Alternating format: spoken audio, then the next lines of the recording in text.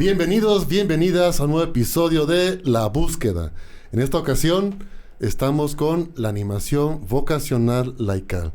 Y tenemos dos invitadazos en este programa que hablarán sobre todo el tema de los laicos, el laico en la iglesia. Y antes de empezar, voy a pedirle a estas dos personas santas que nos acompañan, se presenten. ¿Quién guste presentarse primero? Bueno, mucho gusto. Mi nombre es Edith Hernández y bueno, soy colaboradora en la Universidad Marista de Guadalajara y bueno, también soy mamá marista y pertenezco a una fraternidad llamada Basilio Rueda aquí en Guadalajara. Muchas gracias, Edith, qué amable. Yo me llamo José Juan, aquí en el slang marista me conocen como Pepellón. Yo también fui alumno marista desde secundaria hasta la preparatoria y ya saliendo de la universidad participé mucho con los chavos y con el pastoral juvenil en el colegio. Entonces, aquí seguimos. Actualmente estoy casado con una compañera también marista de la preparatoria. Y pues gracias por la invitación, Rich. Gracias a ustedes por venir, por aceptar este espacio donde es platicar, ¿de acuerdo? Platicar sobre la experiencia de vida que ustedes tienen. Entonces, más que echar rollos teológicos fundamentales, es simplemente compartir la vida, ¿va? La búsqueda. La búsqueda. ¿Y hoy tú? ¿Qué buscas? ¿Qué estás buscando? Y bueno, el tema sencillo, el laico en la iglesia, la laica en la iglesia. Entendiendo que muchos años, desde la jerarquía eclesial, pues siempre ustedes saben que, en primer lugar, está el obispo, el presbítero, el diácono, los religiosos y al final los laicos y laicas. Y se tenía la idea de que laico y laica solamente era la persona que iba a misa los domingos y fiestas de guardar y pues cumplía los mandamientos. De repente iba a la catequesis, había unos laicos atrevidos que daban catequesis a los niños, pero es una visión de un laico, de una laica quizás muy pasiva. Viene el Concilio Vaticano II y empieza a dar o a renovar esa idea del laico en la iglesia con un laico que está invitada quizás a dar testimonio a la par que un obispo, a la par que un cura, a la par que una religiosa. Entonces, desde tu punto de vista, lo que tú creas, ¿cuál es actualmente la vocación del laico y la laica? ¿Cuál es tu vocación como laico y como laica? Híjole, es una pregunta que sinceramente sigo en búsqueda de respuesta. Cuento rápido un poquito de mi historia para darle a entender mi punto, pero yo tuve una educación muy tradicional, en el sentido que lo importante para ser un buen católico era asistir a las celebraciones que la iglesia lo obligaba, en la mañana, tu oración en la mañana, en la noche, antes de comer. Entonces, como que en mi cabeza de niño me inculqué que la única forma de hacer contacto con Dios era a través de esos canales, o yendo a misa, o solamente en oración en la mañana, en la tarde o en la noche, ¿no? Y como cuando me persignaba ya para acabar la oración, como que era colgar el teléfono con Dios, como que ya fue un momento con Dios, se acabó, ¿no? Y en una experiencia que tuve de misiones con mi familia, que nos invitaron a familia misionera, yo fui de 12 años, que ahí no vas a hacer nada prácticamente, pero te piden que estés acompañando, que vayas al visito con tu familia, que estés atento a la gente, ¿no? Y encontré mucha admiración porque en la ciudad yo no encontraba mucho a Dios en la iglesia, sinceramente. O sea, como que iba con un cierto miedo porque me iba a condenar si no iba el domingo a misa, ¿no? Es que esa es clásica. Ajá, o sea, iba con un cierto miedo, no con un gusto, ¿no? Y allá, un día no llegó el padre, entonces la misa la dio otra persona y le hicieron no me acuerdo a qué hora fue, pero fue una hora muy atípica, un sábado en la mañana, ponle, ¿no? Que en teoría ahí la iglesia dice que no vale como de domingo, ¿no? Entre comillas. Entonces me di cuenta que había mucha comunidad entre los misioneros y con la misma comunidad del pueblo que nos recibió, ¿no? O sea, yo venía de una escuela donde había a lo mejor mucho bullying y también ibas con cierto miedo, pero llegabas allá y el hijo de todos los misioneros también era amigo, veías a la gente con mucho respeto, con mucha admiración y sentí como un sentido, vaya de redundancia, como de pertenencia a ese grupo, ¿no? Como una comunidad muy interesante donde sentía a Dios fuera de una oración o fuera de un templo. Entonces, me vino mucho cuestionamiento a partir de eso, pero me di cuenta que Dios no solamente lo puedo encontrar en la iglesia, ¿no? O que incluso, hablando solamente de mí, lo puedo encontrar fuera de la iglesia en otros lugares, ¿no? Entonces, sigo en esa búsqueda de dónde lo puedo encontrar, que no sea solamente en un lugar, y hacerlo vivo y presente en mí y compartirlo con los demás, ¿no? Pero, ¿cómo? Buena pregunta. Buena pregunta. Seguimos en eso. Y es que ciertamente, digo, también yo cuando estaba joven, hace a pocos tiempos, me acuerdo perfectamente bien también, si te portas mal, Dios te va a castigar. Y entonces yo volteaba para arriba a ver si Dios me estaba viendo o no estaba viendo. Y causa miedo. Entonces, igual que tú, crecí con una religión donde tenía miedo a Dios. Porque si me portaba mal, me castigaba. Edith, ¿cuál es la vocación de Yo un lo laico, veo, laica? mira, desde esta parte. Yo creo que todos en la iglesia tenemos un rol. No viendo a la iglesia como el espacio físico donde nosotros vamos y nos reunimos, o vamos y damos gracias, o vamos y pedimos cuando nos sentimos afligidos, que normalmente es cuando la gente más recurrimos. Yo lo veo más bien como el espacio donde yo puedo aportar, donde yo puedo dar un poco de lo que a mí me ha tocado recibir como don, y donde yo puedo ser útil y servir a otros. Entonces, tuve esa misma experiencia de en algún momento decir, hay un Dios que es muy amoroso, pero también hay un Dios al que te va a castigar si no actúas de cierta manera. Entonces, yo creo que todos los católicos que fuimos bautizados tenemos un rol muy importante en la iglesia, porque al final nuestro deber y nuestra misión como laicos es precisamente continuar la obra de Dios. Así es. Y a través de la misión y del ejemplo y de lo que Él nos dejó, nosotros es como podemos ir construyendo. Siempre relacionamos que cuando hablamos del laico nos imaginamos pues del templo, los que están en el templo. Y los piadositos que están con manos juntas. Y que a veces dices, híjole, mejor no voy porque resulta que el que está al frente, pues a lo mejor no es de mi agrado, pero pues hay más iglesias, si no me gusta una, pues me puedo ir a otra, ¿verdad? Pero también es esa parte de decir, bueno, yo como laico, desde lo que tengo, desde lo que puedo yo recibir o puedo dar, es donde yo puedo aportar. Y todos como laicos de alguna manera podemos dar testimonio a través de mi ejemplo, de mi persona, de la congruencia, incluso desde mi misma vocación o mi misma profesión, yo puedo aportar desde esa parte. Claro, así es. Entonces es como yo lo he descubierto y es como yo lo estoy ahorita en este momento viviendo. Los dos tocaron algo importante, la parte de la vocación, ¿cierto? La vocación no solamente es para los religiosos, religiosas, sacerdotes, etcétera. Dios llama a todos y a todas. Y el primer llamado, yo creo que es a vivir, ¿no? A vivir plenamente, que ese es todo un reto. Ya habrá otro tiempo para hablar sobre lo que es la vida y todas esas cosas, pero... Y nos llama porque nos ama, ¿cierto? Nos ama tan apasionadamente Dios que nos llama a algo especial. Cada uno, cada una puede descubrir. Yo creo que como laico, laica, a veces es más complicado discernir para qué me llama. A un sacerdote lo llama para el servicio al altar, la confesión, etcétera, ¿no? Vamos a profundizar tantito más y te invito a abrir tu corazón. ¿En qué momento tú sentiste que Dios te llamaba? ¿En qué momento sentiste ese gran amor que Dios te tiene y te dijo, ven, sígueme? ¿Cómo supiste que Dios te estaba llamando a vivir? Dejando a un lado el matrimonio, que los dos están casados, ¿en qué momento dijiste, sí quiero optar por este estilo de vida diferente? Es pregunta complicada, ¿eh? Bueno, yo tuve una experiencia de vida en donde a mí me invitaron a participar de un retiro espiritual. Ahí fue donde yo conocí un Dios diferente. Y para mí esa experiencia, que a algunos les puede llegar a lo mejor ya a una edad adulta, unos más jóvenes, otros más pequeños, en mi caso fue en la juventud.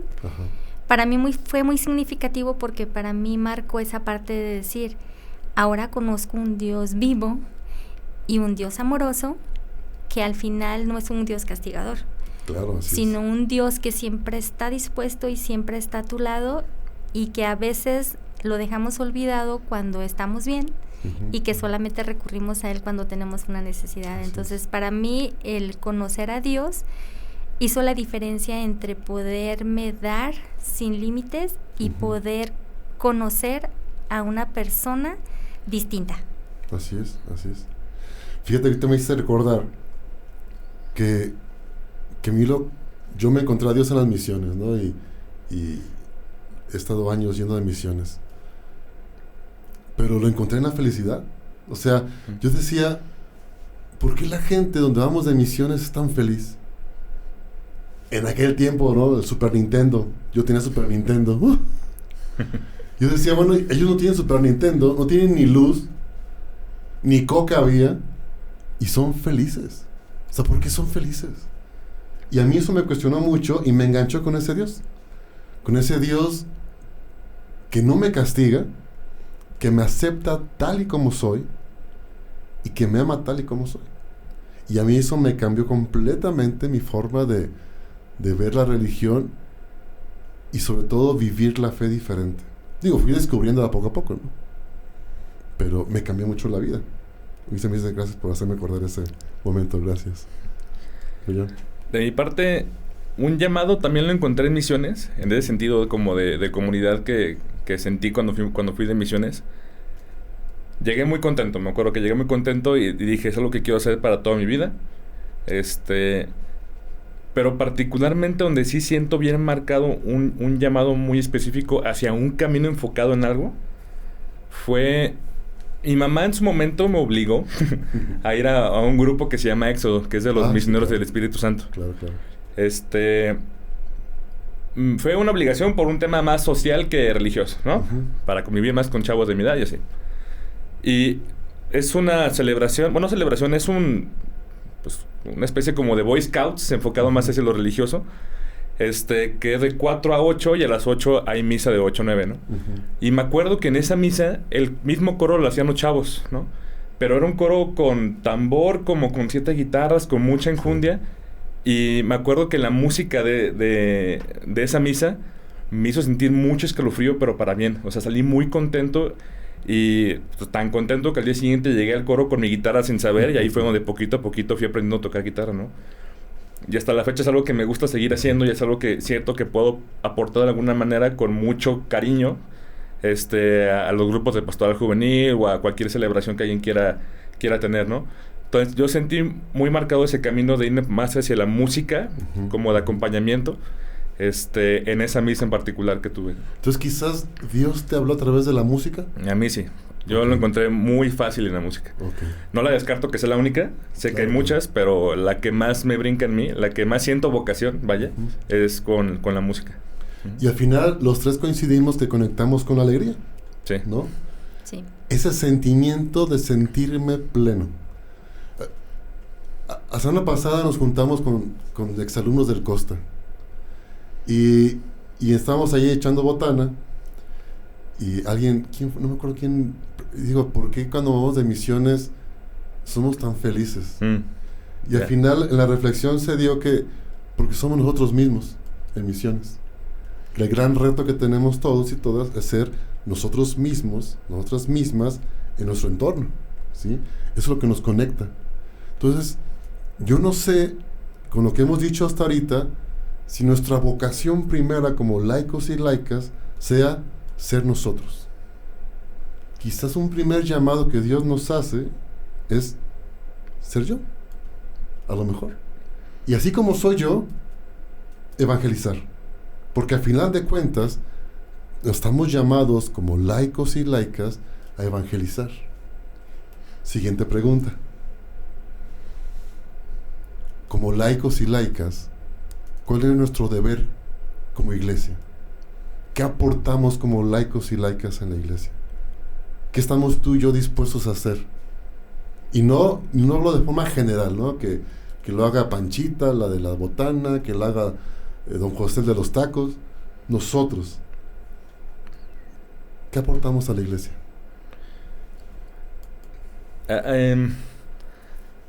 Yo he tenido la espina de educarme en la fe, entender un poquito más la Biblia. Tenemos el mejor libro del mundo porque fue un libro que lleva existiendo más de 2000 años y es el best seller de todo el mundo, ¿no? Así que más copias tienen a nivel mundial, ¿no? Y la única educación normal, tradicional, por así que tenemos, es con catequesis, con escuela y yendo a misa a la homilía del sacerdote, ¿no? Pero siento que hay muchas cosas que un día en una clase de Biblia contigo, Rich, me di cuenta que no podemos leerlo textual porque fue un libro que ya se tradujo miles de veces. O sea, por ejemplo, el I love you se traduce en te quiero y te amo. O sea, ahí ya se diversificó el significado, ¿no? Entonces, ¿quién sabe cuánto de eso pasó en la traducción desde el hebreo hasta el español que tenemos hoy, ¿no? Y hay muchas cosas que se escribieron en el contexto sociocultural de hace 2000 años en otro país del otro lado del mundo a un pueblo muy diferente al que tenemos ahorita, ¿no? O sea, por poner un ejemplo muy sencillo, el versículo donde dice, no me acuerdo bien cómo va, pero que es más fácil que un camello entre por el ojo de una aguja que creo que es que un rico entra al cielo. Si lo lees textual es, si tengo dinero ya me fregué, ¿no? Porque ya no entra al cielo, ¿no? Sí.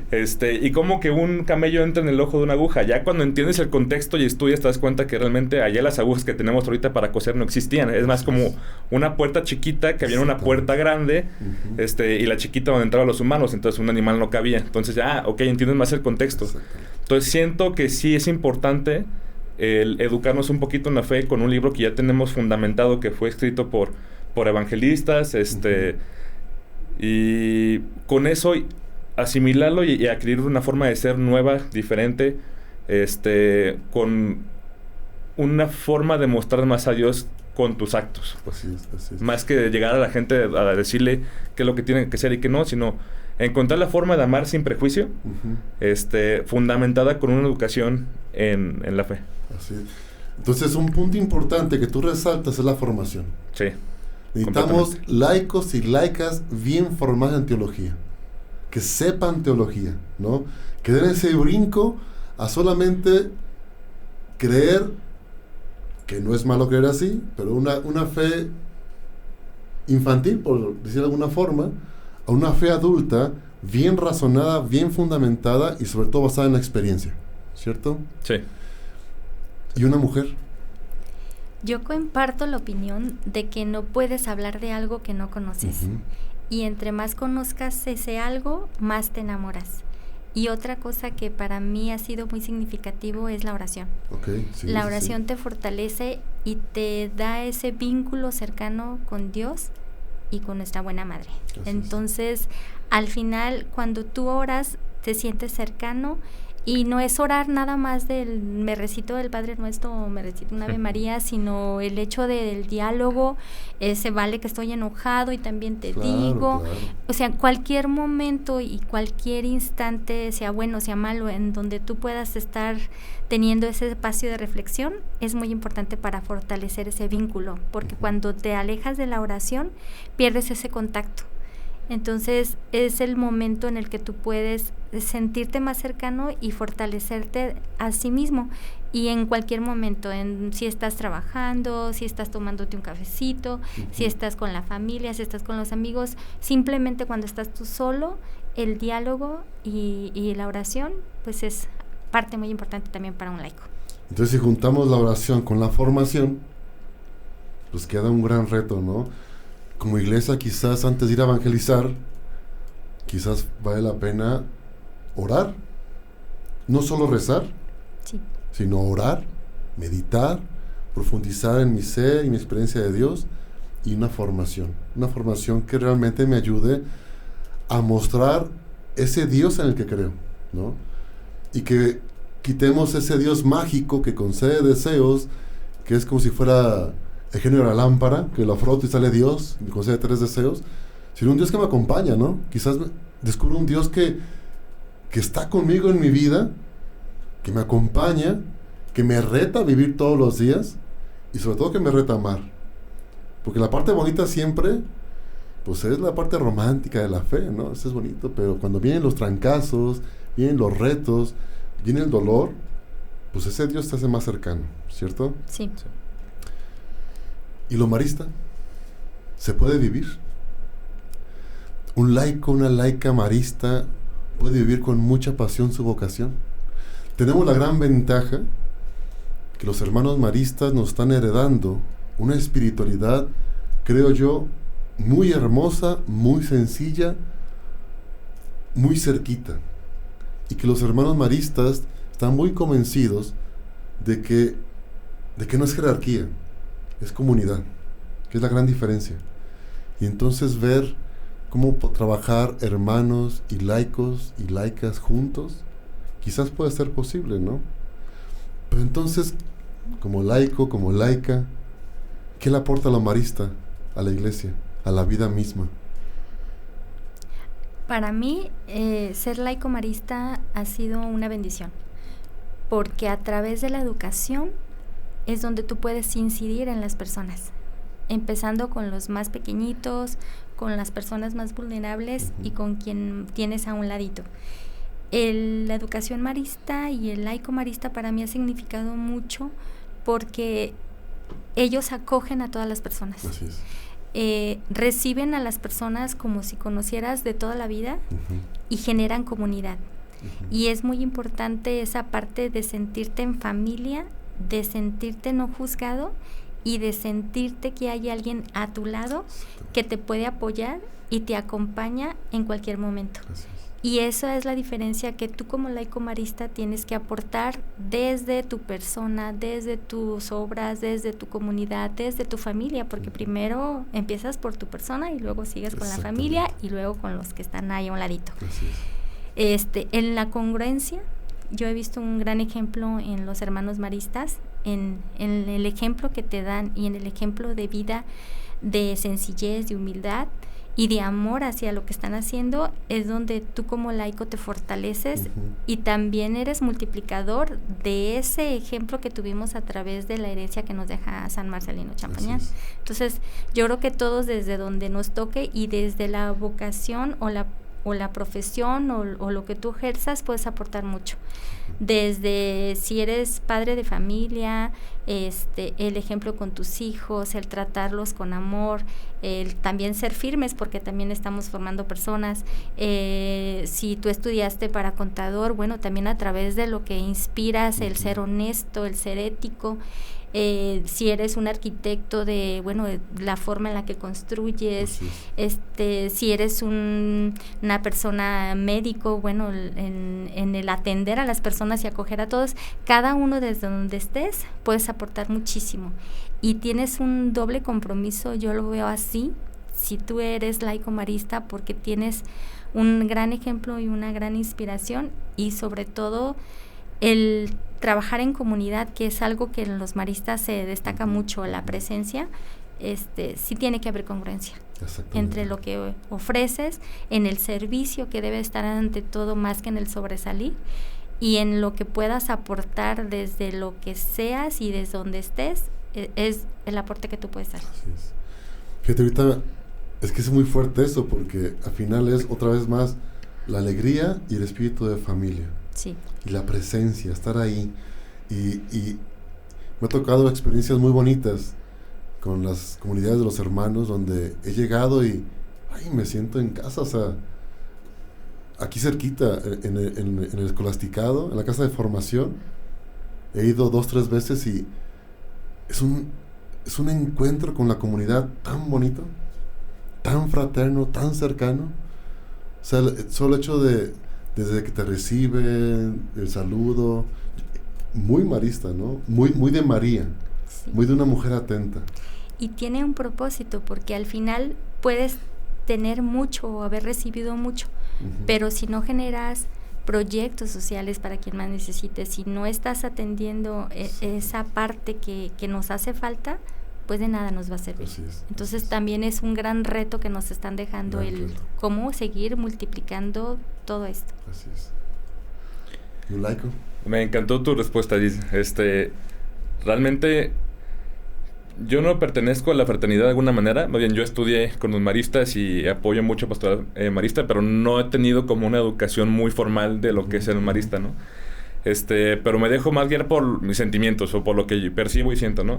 Y algo que dicen que coincido muy fuerte es que yo veo a una persona con la M marista en la playera o en el collar y ya me siento bienvenido, me siento que voy a ser querido, pues.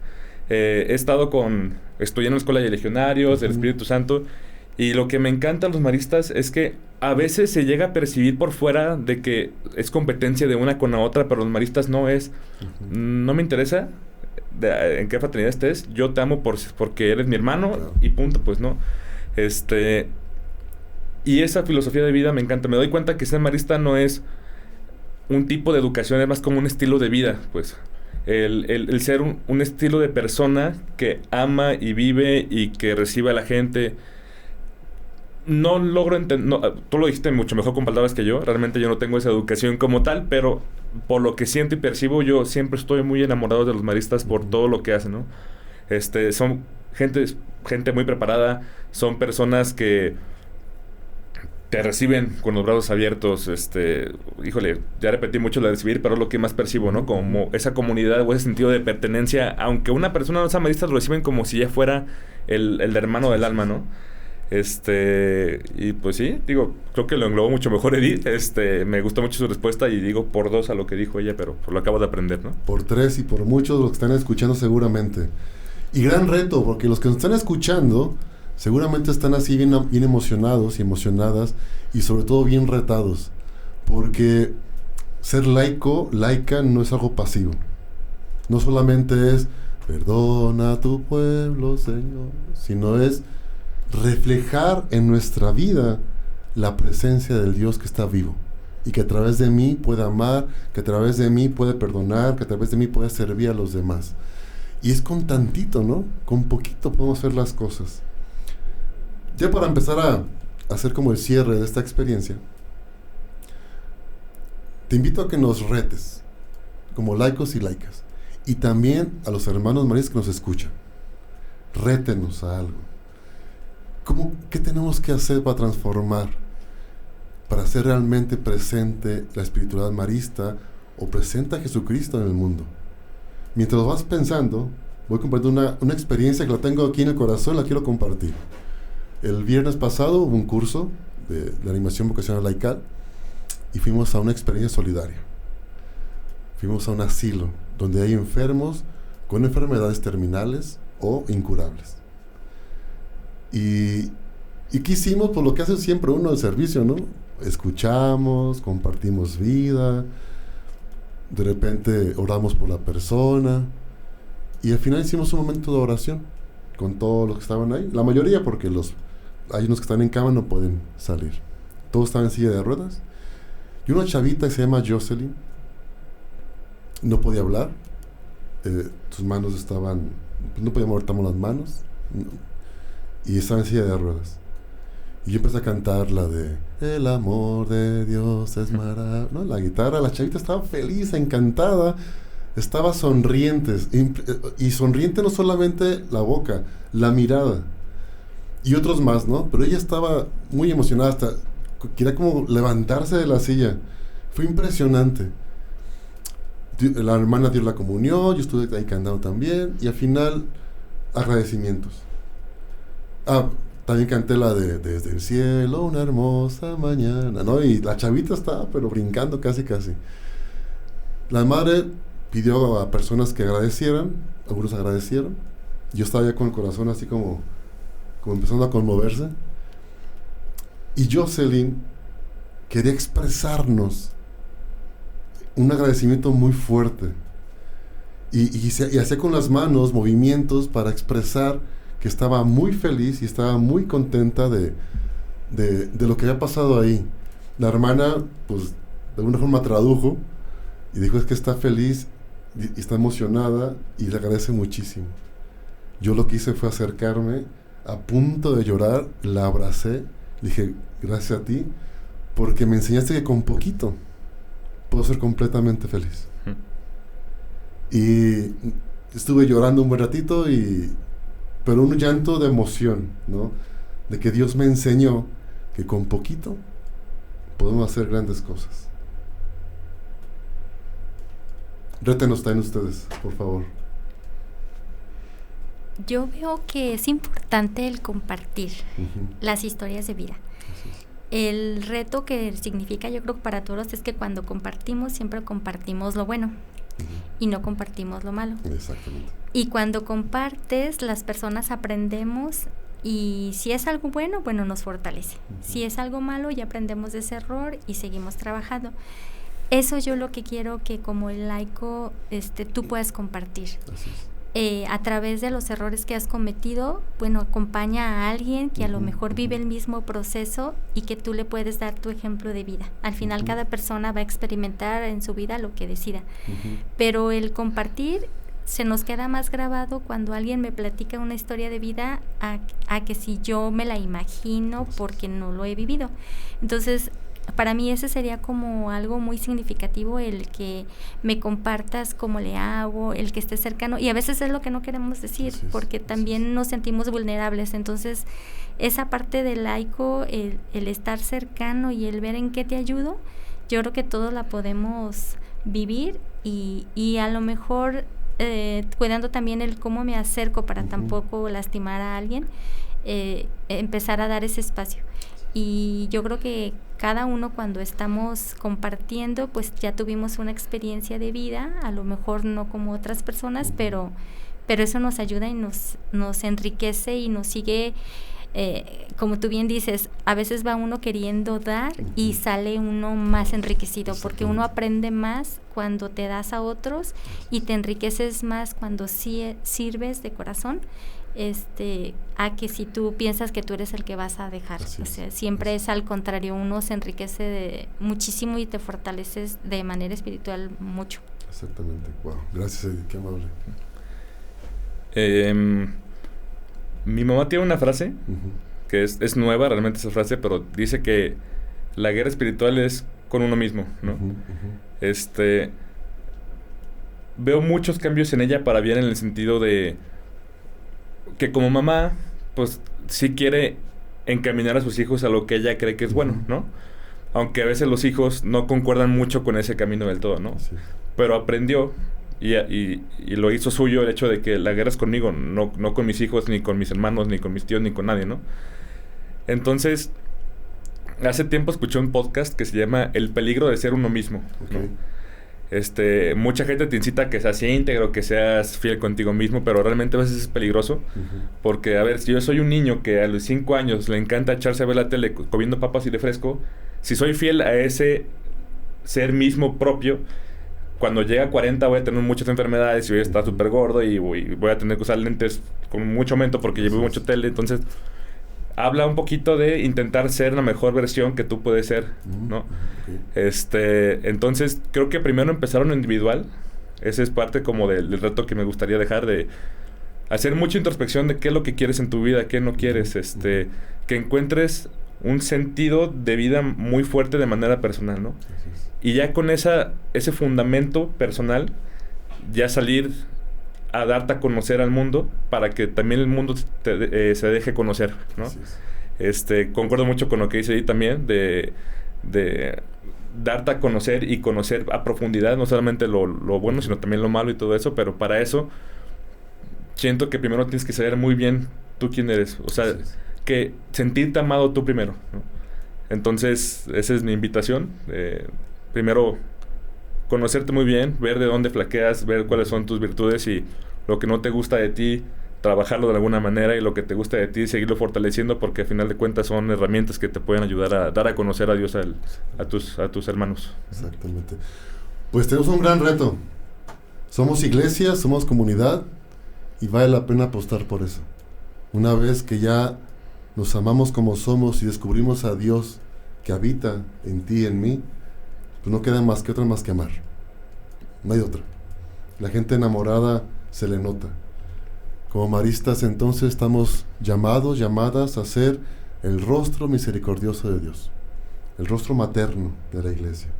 Entonces, esa chamba es bien bonita, porque al final de cuentas nos da un camino muy clarito hacia dónde seguir, tener sentido de vida, y sobre todo pues servir al que más necesita, ¿no?